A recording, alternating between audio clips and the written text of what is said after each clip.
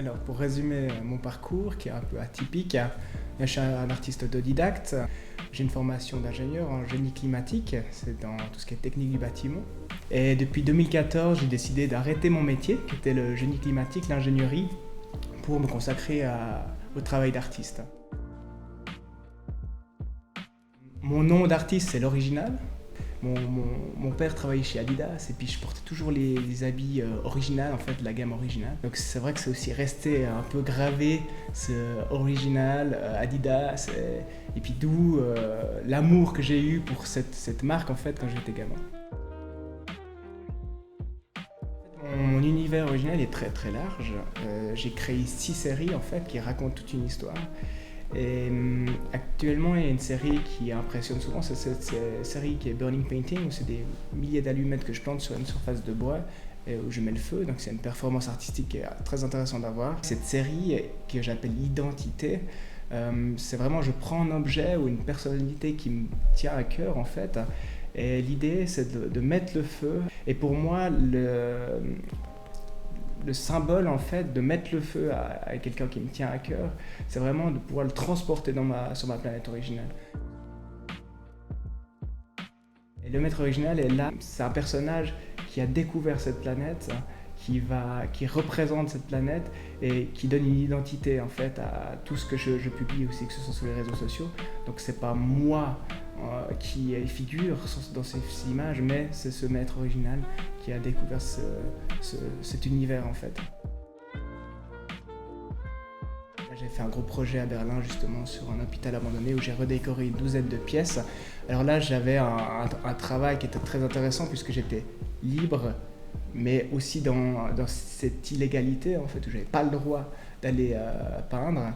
Et j'ai trouvé un peu ce bon compromis de pouvoir réaliser ma passion et pouvoir offrir à certaines personnes qui rentrent dans ces lieux une idée artistique complètement folle, en fait. Ces prisonniers avec 100 coups, ils sont nés à Berlin en 2014, en fait. Dans l'idée, ça représente nous, les êtres humains. On est tous prisonniers de quelque chose, de notre société. On a tous besoin à payer nos factures fin du mois. On est vraiment prisonniers d'un système, en fait. Et c'est ce qu'ils représentent. Et aujourd'hui, ils sont devenus un peu colorés, donc c'est pour donner un peu d'espérance. Avant, ils étaient noirs et blancs, vraiment tout tristes, mais maintenant, ils donnent un peu de gaieté dans notre vie. Aujourd'hui, on me dit que je suis plutôt artiste multidisciplinaire, ça veut dire que j'ai utilisé beaucoup de matériaux différents, que ce soit de support, de peinture. Je m'adapte vraiment en fonction de ce que j'ai sous la main et ce que je veux faire. Aujourd'hui, c'est vrai que ce qui est le plus employé, c'est les sprays, les bonbonnes. J'en ai beaucoup. Ça donne aussi, je trouve, la gamme de couleurs qui est assez intéressante à mes yeux, qui donne vraiment quelque chose de très plus dynamique et plus pop. À ce jour, je suis en train de réaliser un projet qui est pour moi le plus gros projet artistique que j'ai. C'est avec les transports lausannois, donc ça se passe actuellement vers Chaudron, où là je dois redécorer toute une zone de chantier, en fait. Et cette phase va durer 3 ans pendant toute la durée du chantier. Et actuellement, je prépare une exposition qui aura lieu à Baden, au mois de juin, où là, ce sera sur le thème de la vitalité et puis de la dualité. Donc, c'est ces petits prisonniers. Et puis, mon dernier sujet, qui est vraiment la vitalité, c'est-à-dire le mix de toutes les séries. Là, j'ai une proposition pour un festival au Canada. J'attends juste la réponse. C'est vrai qu'ils choisissent en fait les artistes. Donc l'idée, c'est vraiment de pouvoir faire plus de festivals à l'international. J'ai aussi été contacté avec une agence à Los Angeles qui veut aussi promouvoir mon univers de ce côté-là, aux États-Unis. Donc c'est vrai qu'il y a plein de choses à faire avec l'étranger.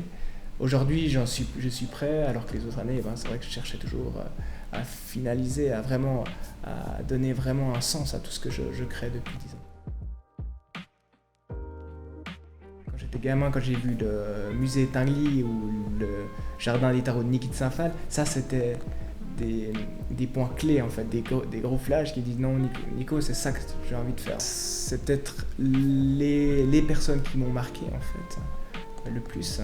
Après, bien sûr, c'est la curiosité, les expositions, les rencontres, tout ça, tout ce chemin de vie qui amène aujourd'hui ce que je propose en fait. C'est par rapport à cet amour que j'ai eu pour ces deux artistes, c'est les gens que je rencontre. Par exemple, la petite fille de Niki de Saint-Phal, qui est Bloom Cardenas, et elle, pour moi, c'était wow, quoi. C'était une rencontre juste rêvée en fait. Et pour moi, c'est vraiment un encouragement énorme à ce chemin que je suis en train de mener. Et j'ai sorti justement l'année passée une bande dessinée qui raconte tout cet univers. Et ça parle justement de Niki de Saint-Phal et Jean Tinguely. Et aujourd'hui, justement, le jardin des tarots où je suis allé gamin, ils vendent ma bande dessinée. Donc ça, c'est vrai que c'est une anecdote qui est juste incroyable par rapport à cette admiration.